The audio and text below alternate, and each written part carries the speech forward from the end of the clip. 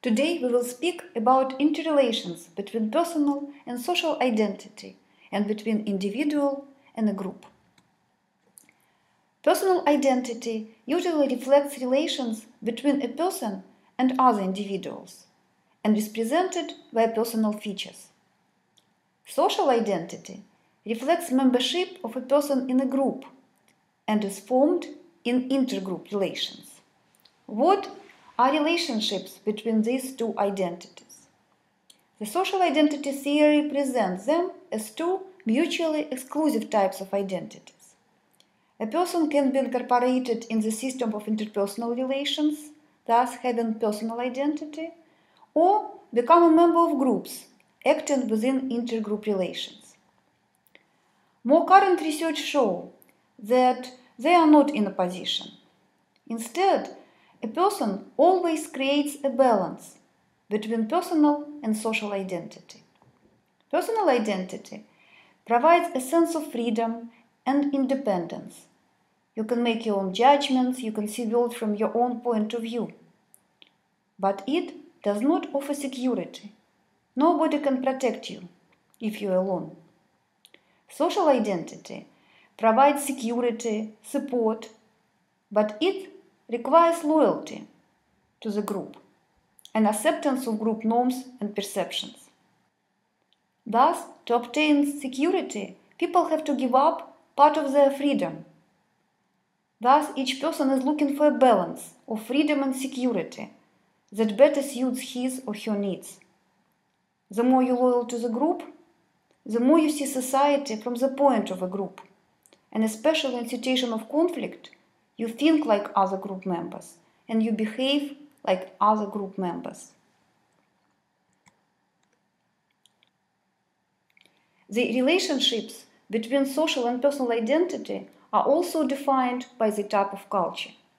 In collectivistic cultures, such like Japanese culture, social identity is central one and influences estimation of situation. People oriented to group norms are trying to be similar to others, and their social and personal identities are strongly interconnected.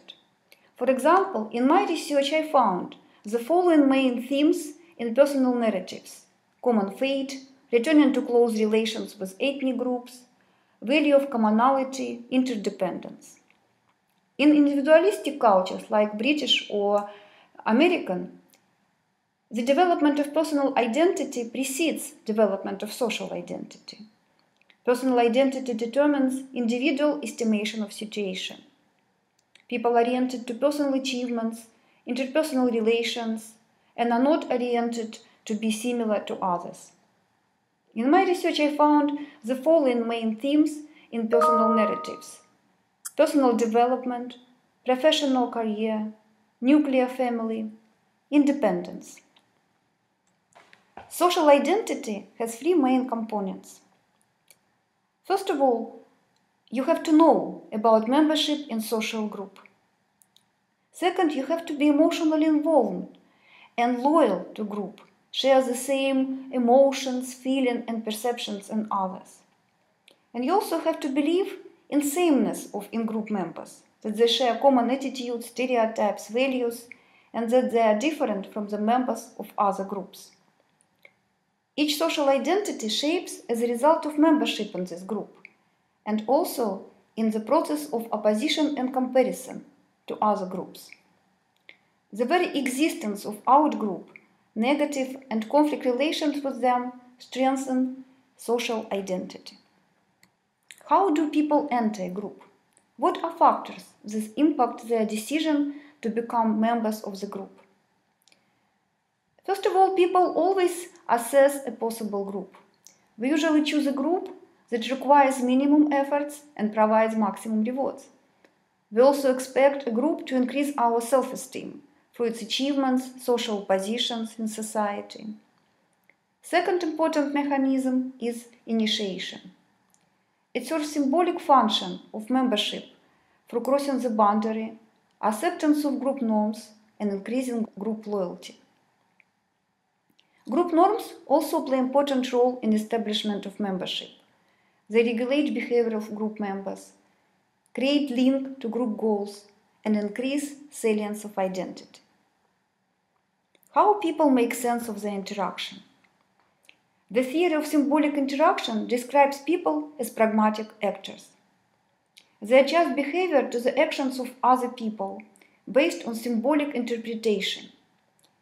They treat actions and actors as symbolic objects, and they act toward particular things or actions on the basis of the meaning they ascribe to them.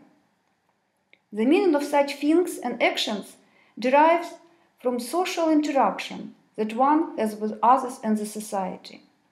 This meaning is also modified through an interpretive process used by the person in dealing with the things he or she encounters.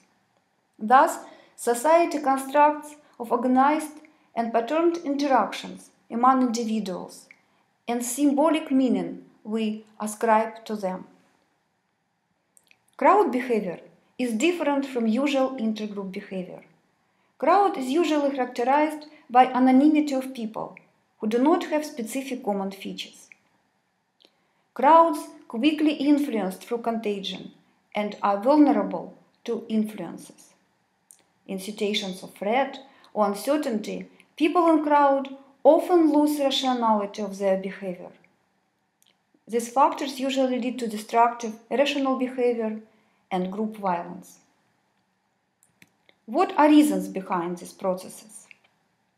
Zimbardo's de-individuation theory suggests that big groups are characterized by anonymity and diffused responsibility.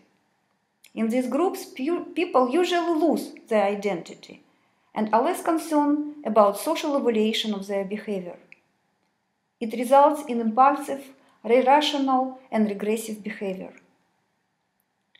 Theory of self-awareness put loss of self-reflection as the main source of crowd behavior. Because of high level of anonymity and cohesion in crowd, people put more attention to events and actions of other people and lose their self-awareness. Thus, they show impulsive, irrational, and aggressive behavior. Finally, social identity theory emphasizes the shift from personal to social behavior. It suggests that high level of anonymity and cohesion in crowd leads to disappearance of personal identity and increases salience of social identity. Thus, people start behaving according to group norms of aggression, especially in situations of real or perceived threat. We discuss with you different processes through which individuals become members of groups and how these members lead to conflict behavior. In your discussion during this week, you will apply this knowledge to understanding of intergroup dynamics.